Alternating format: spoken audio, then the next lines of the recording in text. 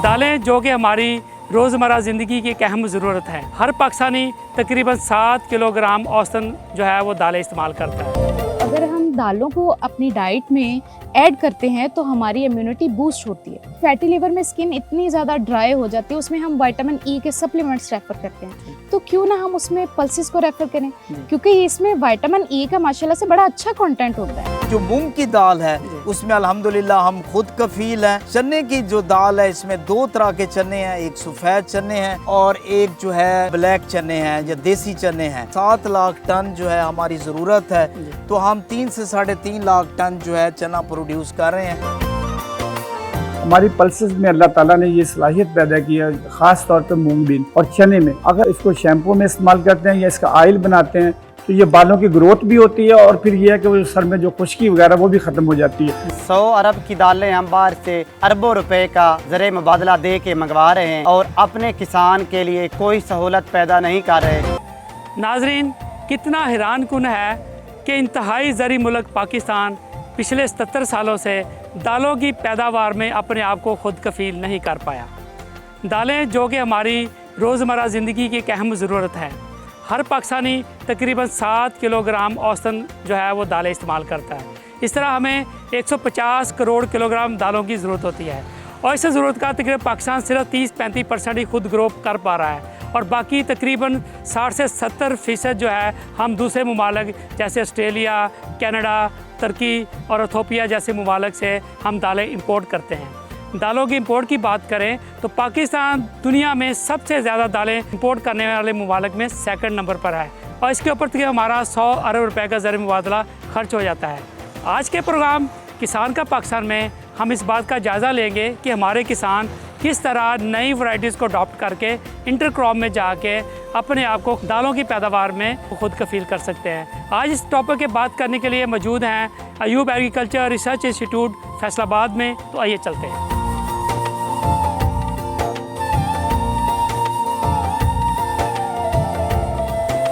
अभी हम मौजूद है Ayub agriculture research institute Faisalabad में और मेरे साथ मौजूद है डॉक्टर खालिद हुसैन जो कि डायरेक्टर हैं पल्सर रिसर्च इंस्टीट्यूट फैसलाबाद में। सबसे पहले तो डॉक्टर साहब ये बताइए कि जो दालें हमारी पाकिस्तान में कौन कौन से एरियाज़ में कामयाबी से आप ग्रो करवा रहे हैं और इसके लिए किस तरह की क्लाइमेट, किस तरह की सॉइल चाहिए होती है? रबी में 2 फसलें हमारे पास हैं, जैसे चने की दाल है और मसूर की दाल है, और ख़रीफ़ के अंदर जो है हमारे पास 2 दालें हैं जिसमें मूंग की दाल है और माश की दाल है। तो पाकिस्तानी जो कौम है 4 किस्म की दालें रग़बत से खाती है, वो यही 4 दालें हैं और इसी के ऊपर हमारा रिसर्च का काम है। अदारा 4 किस्म के रिसर्च के काम फोकस कर रहा है। एक तो पहला काम वैरायटी डेवलप करना जो ज़्यादा पैदावारी सलाहियत की हामिल, बीमारियों के ख़िलाफ़ क़ुव्वत मुदाफ़ियत रखने वाली और जो क्लाइमेट चेंज है क्लाइमेट रेजिलिएंट वैरायटी बनाना।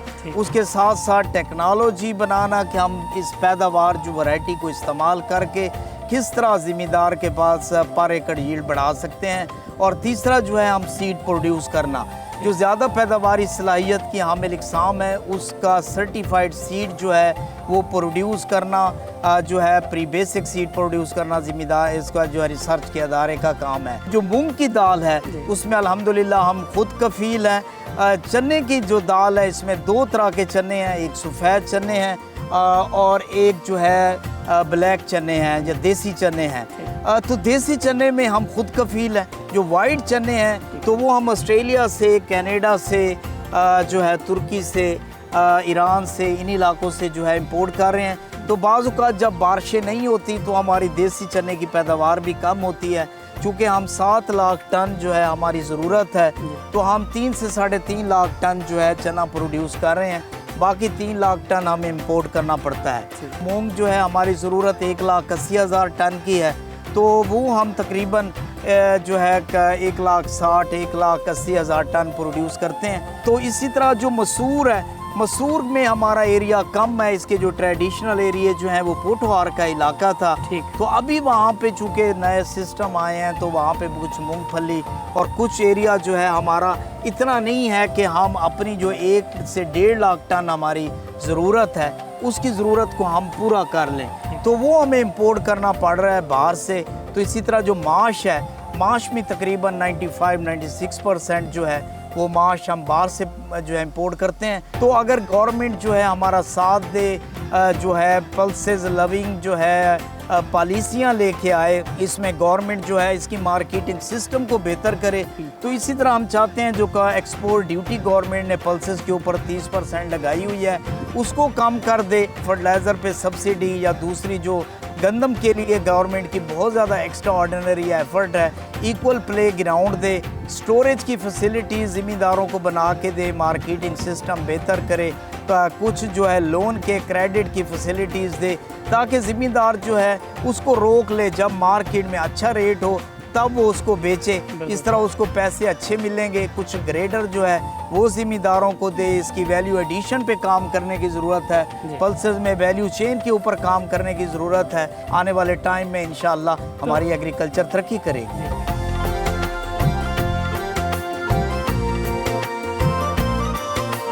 चंद दहाइयाँ पहले पाकिस्तान में औसतन जो दाल खाई जाती थी, हर पाकिस्तानी तकरीबन 20 किलोग्राम ऑन एवरेज दाल इस्तेमाल करता था। लेकिन ग्रेजुअली पाकिस्तान में दालों का इस्तेमाल बहुत कम होता गया।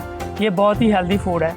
मेरे साथ मौजूद हैं डॉक्टर निमरा अलवी साहिबा, जो कि यूनाइटेड हॉस्पिटल में एज ए डाइटिशियन है, वहाँ पे काम कर रही हैं। इनसे बात करेंगे कि दालों की न्यूट्रिशन वैल्यू क्या है और पाकिस्तान का जो लोग हैं, जो हमारे शहरी हैं, इसको हेल्दी लाइफस्टाइल में किस तरह इस्तेमाल कर सकें। Thank you very much doctor साहबा, बहुत शुक्रिया आपने हमें ज्वाइन किया। तो ये दालों की क्या न्यूट्रिशन वैल्यू होती है इसकी? जी अस्सलाम वालेकुम। फ़र्स्ट ऑफ़ ऑल तो मैं आपको अप्रिशिएट करना चाहती हूँ कि आपने बहुत अच्छे टॉपिक को हाईलाइट किया है और ये बड़ा इग्नोरेंट सा टॉपिक है। अगर हम देखते हैं तो एनिमल फैट्स और प्लांट फैट हमारे पास अवेलेबल है, लेकिन हम ज़्यादातर जो है वो एनिमल फैट की तरफ जा रहे हैं क्योंकि हम इग्नोर हैं, हमें इसके बेनिफिट्स का नहीं पता। लेकिन पल्सेस जो है वो माशाल्लाह से अल्लाह पाक ने एज अ सुपर फूड चीज़ें पैदा की हैं। तो इसमें अगर हम देखते हैं कि जो पल्सेस हैं हमारे पास, एक तो सबसे पहले वो प्लांट बेस्ड प्रोटीन है, तो वो प्रोटीन का बहुत अच्छा सोर्स है। अगर हम 100 ग्राम सपोज ले रहे हैं तो ये अपने ड्राई वेट का 17 to 30% तकरीबन उससे हमें प्रोटीन मिल रही है। अब ये देखें कि प्रोटीन उससे हमें जो मिल रही है वो हमारी बॉडी में क्या क्या रोल प्ले कर रही है। सबसे पहले तो वो हमारी बॉडी में मसल मास बिल्डिंग कर रही है, हमारी बॉडी में जितनी इन्फ्लेमेशन होती है उसको ठीक कर रही है। और आजकल जितना एक्सट्रीम वेदर चल रहा है उसमें आप देखें कि बार बार जो है वो लोग एग्जॉस्ट हो रहे हैं। क्यों हो रहे हैं? डायरिया हो रहा है, कॉन्स्टिपेशन हो रही है, इस तरह के इश्यूज़ आ रहे हैं, वॉमिटिंग, नोजिया हो रहा है। ये सब इसलिए हो रहा है क्योंकि लोगों की इम्यूनिटी बहुत ज़्यादा वीकन हो गई है। तो प्रोटीन इज़ द थिंग जो कि हमारी इम्यूनिटी को बूस्ट करती है। तो अगर हम दालों को अपनी डाइट में ऐड करते हैं तो हमारी इम्यूनिटी बूस्ट होती है। बूस्ट होगी तो डेफिनेटली हम इतने हार्श जो वेदर है उसमें सर्वाइव कर जाएं। दूसरी बात है फाइबर्स हमारे पास इसमें बहुत ज़्यादा होते हैं। दालें जो होती हैं एनरिच्ड होती हैं फाइबर से। तो फाइबर को हम देखते हैं तो फाइबर्स हमारे पास दो तरह के होते हैं, सॉल्युबल फाइबर होते हैं और इनसॉल्युबल फाइबर्स होते हैं। अब फाइबर्स की अल्लाह पाक ने ऐसी कैपेसिटी रखी है कि हमारे बॉडी में जितने टॉक्सिन्स होते हैं ना, फाइबर उनके इर्द गिर्द रैप अप कर लेते हैं अपने आप को और उनको बॉडी से एक्सक्रीट आउट कर देते हैं। अब आप ये देखें हमारे बॉडी में कौन कौन से टॉक्सिन्स हैं, cholesterol, uric acid, urea, nitrates वगैरह। तो इसका मतलब है कि जब हम फाइबर ले रहे हैं हमारी बॉडी से ये यूरिया, कोलेस्ट्रोल बॉडी से निकल रहे हैं, तो वो पर्सन जिनकी बॉडी में हाई कोलेस्ट्रोल है, हाई यूरिक एसिड है या इस तरह की प्रॉब्लम्स हैं, उनके वो भी प्रॉब्लम क्योर हो गए। और अल्टीमेटली आप ये देखें कि हाई ट्राइग्लिसराइड्स या कोलेस्ट्रोल होने से हमें हार्ट अटैक के चांसेस होते हैं। तो इसने सिर्फ कोलेस्ट्रोल को नहीं बचाया, इसने हमें हार्ट अटैक से भी जो है वो प्रिवेंट किया। इसके अलावा तीसरी इसके अंदर जो चीज़ है ना, वो आयरन का कंटेंट बहुत अच्छा होता है। आप ये देखें कि हमारी बॉडी में आयरन ऑक्सीजन को ट्रांसपोर्ट करती है। आजकल फीमेल हैं, मेल्स हैं, उनके ये इश्यूज सुनने में आ रहे हैं कि हमारे ये वाले जो पोर्स हैं ये सुन्न हो जाती हैं जगह। ये क्यों सुन्न हो रही हैं? क्योंकि ऑक्सीजन की सप्लाई नहीं यहाँ तक जा रही। तो दालें अगर हम लेते हैं, ये आयरन का सोर्स हैं, ये ऑक्सीजन की सप्लाई को फास्ट करती है। फिर इसके अंदर चौथी माशाल्लाह से अल्लाह पाक ने कैपेबिलिटी जो रखी हुई है वो एंटी ऑक्सीडेंट्स हैं इसके अंदर प्रेजेंट। पॉलीफिनोल्स हैं, वो क्या करते हैं कि उनकी एंटी कैंसर प्रॉपर्टीज़ हैं। वो हमारे बॉडी में ज़ाहिरी सी बात है स्ट्रेस लेवल को रिड्यूस करते हैं। अब जैसे देखिए इतनी गर्मी में हमारे हर सेल जो है वो स्ट्रेस्ड आउट हुआ है डिहाइड्रेशन की वजह से या किसी भी फ्री रेडिकल की उसके अंदर ओवरलोड होने की वजह से, तो ये तमाम स्ट्रेस को बॉडी से रिलीज़ आउट करते हैं। फिर ये जो हमारे पास दालें होती हैं ना, उनके जो बड्स होते हैं उनमें विटामिन ई का कंटेंट बहुत माशाल्लाह से अच्छा होता है। आप ये देखिए कि आजकल लेडीज़ और जेंट्स वगैरह में फैटी लिवर के बहुत इश्यूज़ देखने में आ रहे हैं। तो फैटी लिवर में स्किन इतनी ज़्यादा ड्राई हो जाती है, उसमें हम विटामिन ई के सप्लीमेंट्स रेफ़र करते हैं। तो क्यों ना हम उसमें पल्सेस को रेफ़र करें, क्योंकि इसमें विटामिन ई का माशाल्लाह से बड़ा अच्छा कंटेंट होता है। तो अगर हम उसमें ये रेफ़र करेंगे तो फैटी लिवर से भी हमारी बॉडी को ये प्रिवेंट करता है। फिर इसके अंदर माइक्रो न्यूट्रिएंट्स बड़े लोडेड होते हैं, विटामिन्स, मिनरल्स, और स्पेशली अगर आप ये देखें कि इसके अंदर ना पोटाशियम का कंटेंट बहुत ज़्यादा होता है सोडियम की निस्बत। तो जब पोटाशियम ज़्यादा है सोडियम की निस्बत, ये हाइपरटेंशन को कंट्रोल कर रहा है, ठीक है ना।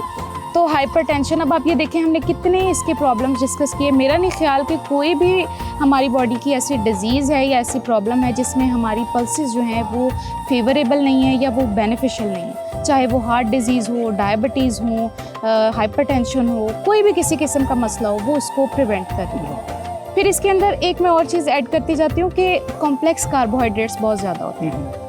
अब देखें जो सिंपल कार्बोहाइड्रेट्स होते हैं वो हमारे बॉडी में शुगर के लेवल को स्पाइक करते हैं, और डेफिनेटली जो डायबिटिक्स पर्सन होते हैं ना, उनको हम सिंपल कार्बोहाइड्रेट्स रेफ़र नहीं करते, लेकिन दालों में कॉम्प्लेक्स कार्बोहाइड्रेट्स होते हैं। ये बेसिकली क्या करते हैं, हमारी जो स्टमक में डाइजेशन है उसको स्लो डाउन कर देते हैं।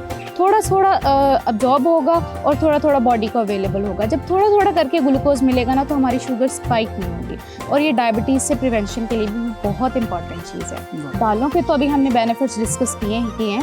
तो दालों के जब स्प्राउट्स बन जाते हैं ना, ये बेनिफिट्स डबल हो जाते हैं। जैसे ये देखें हमारे पास स्प्राउट्स वगैरह ये अवेलेबल हैं, तो ये इनकी न्यूट्रिशन वैल्यू डबल हो जाती है।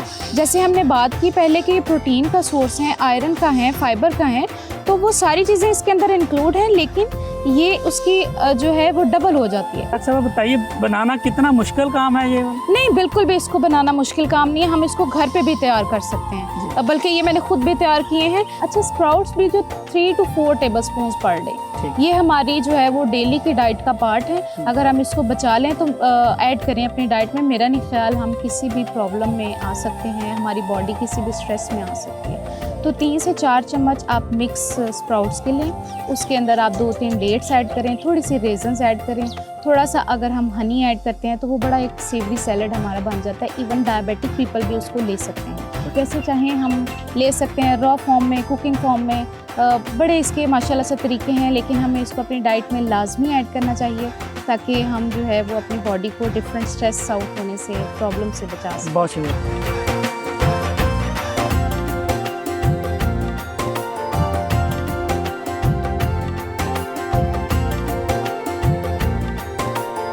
पाकिस्तान 100 अरब रुपए की दालें बाहर से इंपोर्ट करता है। हम देखना ये चाह रहे हैं कि क्या पाकिस्तान के किसान में यह एबिलिटी मौजूद है कि हम दालों की पैदावार में अपने मुल्क को खुद कफील कर सकें। मेरे साथ मौजूद है मोहम्मद अजीम तराना साहब, जो कि किसान लीडर हैं। इनसे हम बात करते हैं किसान का क्या पॉइंट ऑफ व्यू है कि किसान क्यों दालों की पैदावार में जो हम बहुत पीछे हैं। हम किसान इस मुल्क का 75% हैं। किसान ने हर शोबा में जिस फसल की जिस इजनास की कमी हुई है, उसने साबित किया अपनी मेहनत से कि उसमें अल्लाह ने भरपूर सलाहियत रखी है, उसने इजनास के अंबार लगा दिए। लेकिन किसान के साथ हमेशा फसल कम हो तो तब भी मरता है, और फसल ज़्यादा हो अल्लाह तो सिला देता है, लेकिन हुक्मरान जो है ना वो साथ नहीं देते। 100 अरब की दालें हम बाहर से अरबों रुपए का ज़रिए मुबादला दे के मंगवा रहे हैं, और अपने किसान के लिए कोई सहूलत पैदा नहीं कर रहे कि वो हमारे किसान अपनी ज़मीनों पे अपने लोगों के लिए बेहतरीन दालें, बेहतरीन अनाज पैदा करे। वो क्या वजह है कि किसान इस सिस्टम से, इस निज़ाम से दिल बर्दाश्त होके भरोसा छोड़ रहा है। शायद वजह यही है कि काश्तकार को कभी किसी शोबा में मुल्क के इस वसाइल का हिस्सेदार समझा ही नहीं गया। अगर समझा जाता तो आज हालात ये ना होते। साइंसदान के बनाए हुए जो चीज़ें हैं कि किसान तक इनके समरात पहुँच रहे हैं, दरमियान में कहाँ पे गैप आप समझते हैं? इदारे तो बिलाशुबा बेहतरीन तहकीक भी कर रहे हैं, सीड भी तैयार कर रहे हैं। किसानों को जो दरपेश मसाइल हैं, जैसे दालों की बात हम कर रहे हैं, तो दालों के जो जदीद ज़रूरी आलात हैं, वो पाकिस्तान में बिल्कुल ही नहीं है। ये सारा तरीक़ाकार ही मैनुअल है।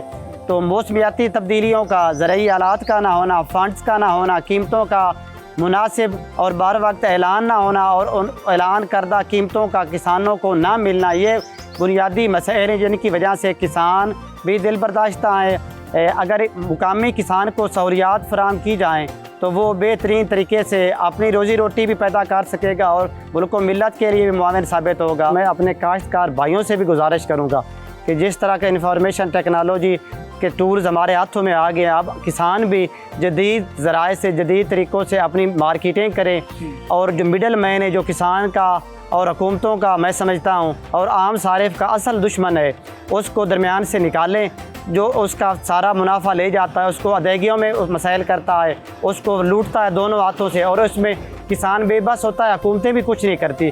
तो किसान को भी अपनी जो है ना वो वैल्यू एडिशन बढ़ानी चाहिए, अपनी बेहतरीन मार्केटिंग के लिए अपने ज़राए तलाश करने चाहिए। काश्तकार भाई अपने ख़ुद के नाम के ब्रांड बनाएं और अपनी म्यारी जो चीज़ें हैं अच्छी पैकिंग में और अच्छे अंदाज से पैक करके उसकी मार्केटिंग करें। और वहाँ ज़िम्मेदारी हमारे शहरी भाई जो हमारे असल कंज्यूमर है, तो वो मिडल मैन की बजाय वो कोशिश करें कि ताज़ा, सस्ता और बेहतरीन जो इजनास है वो किसान से डायरेक्ट ख़रीदें। उनका आपस में यह रिश्ता होगा तो मार्केट के मसाइल से सारिफ भी बचेगा और काश्तकार को भी यकीनन फ़ायदा होगा। थैंक यू वेरी मच अजीम साहब, बहुत शुक्रिया। देखिए अजीम साहब ने बहुत खूबसूरत बात की है कि जिस तरह गवर्नमेंट जो है वो अपना किरदार अदा करे कि किस तरह वो किसान का ट्रस्ट जो है उसको हासिल कर सकता है। हमारे किसान इन्होंने करा है ब्रांडिंग करके without middle man direct consumer तक अपनी प्रोडक्ट पहुँचाएँ और कंज्यूमर पे भी इन्होंने कहा कि बड़ी जिम्मेदारी आती है कि वो डायरेक्ट अपने किसान को प्रमोट करें, अपने किसान को सपोर्ट करें और उनसे डायरेक्ट चीज़ें खरीदें। इससे हमारा किसान जो है प्रमोट होगा और हमारा जो खुद कफील पाकिस्तान को ख्वाब है वो भी शर्मिंदा ताबीर होगा।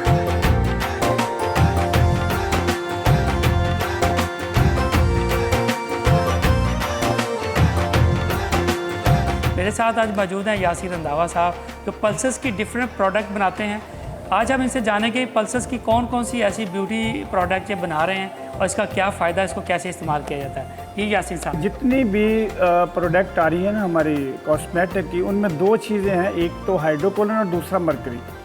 ये जिल्द की कैंसर का बायस भी बनता है। तो 2015 में जब पल्सेस पे पहला प्रोग्राम हुआ ना बेनिफिट, तो मैंने उस वक्त ये एक कॉन्सेप्ट दिया कि अगर हम पाकिस्तान में हमारी जो मुकामी दालें हैं जिसमें हमारा लेंटल है, ये मंगो है, माश है, फिर चना है, अगर हम इससे कोई ऐसी प्रोडक्ट बनाएं जो चेहरे की खूबसूरती और फिर यह है कि ये बीमारियों से बचा जाए। तो देखिए हमारे पुराने ज़माने में हमारी माएँ ये बेसन और फिर ये हल्दी, ये दाल, ये चने, इसका एक उपटन बनाती थी। क्या उससे कोई बदसूरती होती? नहीं, खूबसूरती होती थी। लेकिन हम वक्त के साथ साथ हमने जो रवायत उनको छोड़ दिया। तो मैंने उस वक्त 2015 में पल्सेस से पहली जो 3 चीज़ें बनाई, उनमें एक तो था फेस मास्क और दूसरा था शैम्पू, तीसरा था अपने वो ऑयल। अच्छा, उसका इतना अच्छा रिज़ल्ट आया कि मैंने 3 साल बाद बाकायदा उसको लेग्यूम के नाम से रजिस्टर्ड करवाया और फिर वो मेरा ख्याल है कि अब लेग्यूम से तकरीबन कोई 40 के करीब प्रोडक्ट होंगी। उनमें से 15-20 तो मेरी अपनी रनिंग में है और कुछ ऐसी हैं कि जो बच्चों को मैंने सिखाया। उसमें जीसी यूनिवर्सिटी के बच्चे हैं, एग्रीकल्चर के हैं, वुमेन यूनिवर्सिटी की बच्ची हैं। तो वो इंटरप्रेन्योर ही नहीं बनी बल्कि उन्होंने इसको अपने ऑनलाइन सेल किया और पैसे कमा रहे हैं।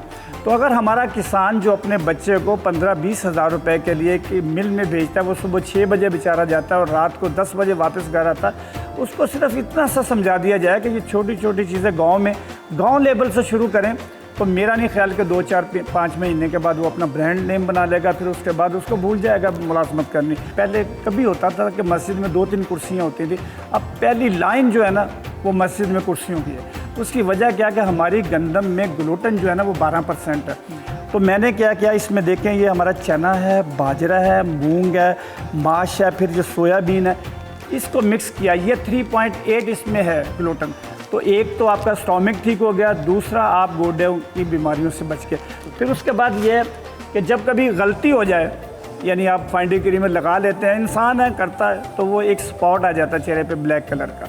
अच्छा, बेसिकली होता ये है कि जिल्द जो है ना डेड हो जाती है, इसके जो मसाम होते हैं वो बंद हो जाते हैं। तो उसके लिए 2 चीज़ें हैं, या तो आप ये दालों का टोनर इस्तेमाल करें या गुलाब का अरक।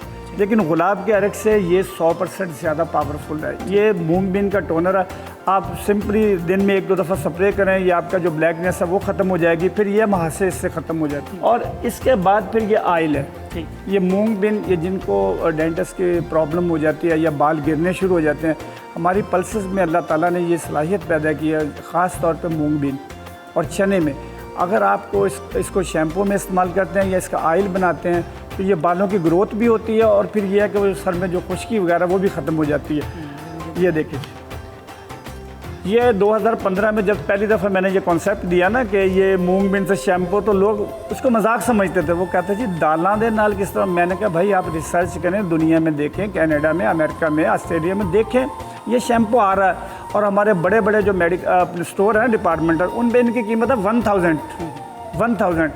तो सर ये सिर्फ 250 का है। अब आप देखें कि आप 1000 में 4 शैम्पू ले सकते हैं। और ये होगा क्या कि आपकी मुल्क की मैशत भी, बजाय आप बाहर से मंगवाएं 1000 रुपये का, अपना मुल्की क्यों नहीं। ये आयल है, बड़ी चीप कीमत है इसकी 150, और ये टोनर 150 का। ये वो चीज़ें हैं जो आपकी रेंज में है। और फिर ये देखें, ये सबसे खूबसूरत चीज़ है, ये फेस मास्क है। यानी जैसे पहले हम, कौन सी दाल का बनता है? इसमें मूंग बीन है और लेंटल है। ठीक। और ये प्रॉब्लम ये है, ये तारिक साहब हमारे जो बड़े बड़े साइंटिस्ट हैं ना, यहाँ मुझे पता है, वो बाहर से मंगवाती हैं मूंग बीन फास्ट, वो अपने फेस मास्क 5000 का, सर ये 200 का। अब देखें ना, अगर हमारे फार्मर को ये पता चल जाए कि मेरी मूंग बीन और मेरे लेंटल में ये पोटेंशियल है कि मैं अगर इसका फेस मास्क बना के बेचूं, ये एक छोटी सी पैकिंग है, ये करें अपने नाम से, अपने किसी बच्चे के नाम से इसको रजिस्टर करवाएं, ये मार्केटिंग करें तो बहुत पैसे कमा सकते हैं। तो ये एक छोटी छोटी चीज़ें हैं जो हम पल्सेस से बना के और बहुत ज़्यादा ज़र मुबादला कमा सकते हैं। और दूसरी ये है कि ये जो मुलाजमतों का चक्कर है ना जी, कि मुलाजमत उसको छोड़ दें, आप इंटरप्रेन्योर बने। और मेरा ख्याल है कि एग्री टूरिज़म कॉरपोरेशन 20-30 साल से लोगों को यही कॉन्सेप्ट दे रही। जिस वक्त लोग ये समझते थे ना कि ये पता नहीं बात, आज वो समझ गए हैं। Thank you very much Yasin साहब, बहुत शुक्रिया आपका। आज के प्रोग्राम किसान का पाकिस्तान हमने देखा कि जो हमारा किसान है किस तरह ये सर्टिफाइड जो है बेहतरीन सीड लेके इंटरक्रॉपिंग करके दालों की पैदावार में अपने आप को खुद कफील कर सकता है। आज के प्रोग्राम में जो मालूमात हमने दी, उम्मीद है आपके लिए बहुत ही यूज़फुल साबित हुई होंगी। मिलते हैं आपसे अगले प्रोग्राम में नई मालूमात के साथ। अपने हो तारक तनवीर को और मेरी टीम को दीजिए इजाज़त, और आप देखते रहिए किसान का पाकिस्तान, सिर्फ डिस्कवर पाकिस्तान।